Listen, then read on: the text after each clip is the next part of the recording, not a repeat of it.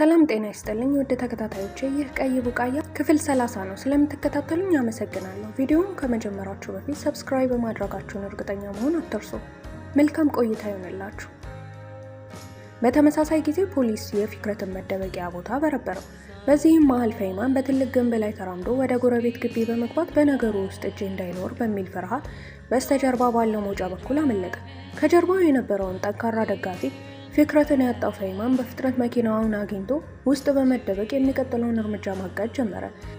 ያለችውም አማራጫውንም ቢሆን ሀብታም ያገባችው እህቱ ዲጄ ብቻ ነበረች። ቺዋ በዲጄ ስልክ ላይ የቦታ መከታተያ እንዲጭን ማድረጉም ትዝ ሲለው እሷን ለማግኘት ወዲያውኑ ጉዞ ጀመረ። በሌላ በኩል በሬስቶራንቱ አካባቢ የዲጄ ልደት በዓል አከባበር ተጠናቆ ነበር። ኤልካንም የዴይዚን እቅፍ አበባ ሰጣት። ቡኪ ይህንን ሁሉ መኪናዋ ውስጥ ሆና ትከታተላቸው ነበር። ኤልካን መኪናውን ይዞ እስኪመጣ ድረስ ዲጄ እዚያው እንድትጠብቀው ነገራት። ይህ ደግሞ ቡኪ ሲበዛ ስትጠብቀው የነበረው ምቹ አጋጣሚ ነበር።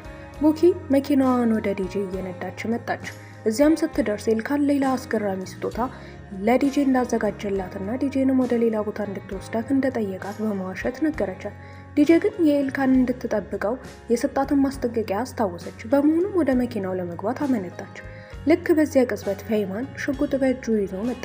በድንጋጤና በፍርሃት የተዋጠችው ዲጄ በፍጥነት ወደ ቡኪ መኪና ውስጥ በመግባት መኪናውን በፍጥነት እንድትነዳው ተማጸነቻት።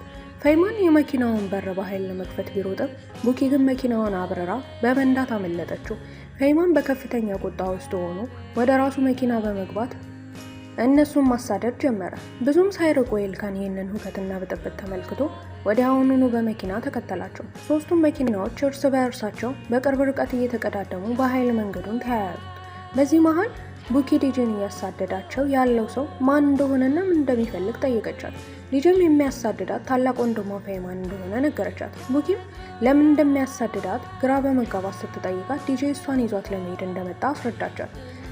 ዲጄ ከእሱ ለማምለጥ ፍጥነት እንድትጨምር ቡኪን አጥብቃት ማጸናት ነበር። ነገር ግን ቡኪ ዲጄን ለወንድሟ አሳልፋ መስጠት ከገባችበት ችግር ነፃ የሚያደርጋት መሆኑን በማሰብ ማመንታት ጀመረች። ዲጄ በቡኪ ሀሳብ ክፉኛ ደነገጠች። በዚህም መሃል ማምለጣቸውን ለማስቆም የቆረጠው ፈይማን እንዲቆሙ ለማስገደድ ሲል መኪናውን በከፍተኛ ፍጥነት ከእነሱ መኪና ጋር ያጋጨው ጀመር።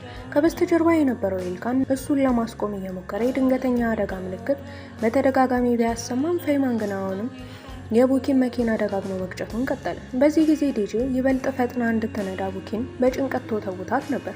ፈይማን ያለማቋረጥ በማጋጨቱ ምክንያት ተሽከርካሪያቸው እንዲገለበጥ አደረገው። የቡኪ መኪና የኤልካን አይን እያየ ብዙ ጊዜ ተገለባብጦ በመጨረሻም በመንገዱ ላይ ተዘቅዝቆ አረፈ። በዚህ መሃል ፈይማን የራሱን መኪና መቆጣጠር አቅቶት ግንብ ውስጥ በመጋጨት ራሱን ሳተ። ዲጄ እና ቡኪ በተገለባበጠ መኪና ውስጥ መንቀሳቀስ አልቻሉም ነበር። ይሁን እንጂ ቡኪ በፍጥነት ራሷን አወቀች። ኤልካን ግን በድንጋጤ ተውጦና ምንም ማድረግ አቅቶት ቆሞ ነበር። ኤልካን አስፈሪውን ትዕይንት ሲመለከት ደንግጦ ደርቆ ቀረ። ከጥቂት ቅጽበት በኋላ ግን ከድንጋጤው ነቅቶ በፍጥነት ሮጠ። በዚህ ጊዜ ቡኪ ያድናት ዘንድ ተስፋ በማድረግ በደካማ ድምፅ ኤልካንን ተጣራች። ሆኖም ኤልካን በቀጥታ ወደ መኪናው የዲጄ ወገን በመሮጥ ዲጄን ከፈረሰው መኪና ፍርስራሽ ውስጥ ጎትቶ አወጣት። ነገር ግን ዲጄ በወቅቱ ራሷን ስታ ነበር ያገኛት። እስካሁን ድረስ ከቆያችሁ ስራዬን ወዳችሁታል ማለት ነው። ስለዚህ ሰብስክራይብ በማድረግ አበረታቱን።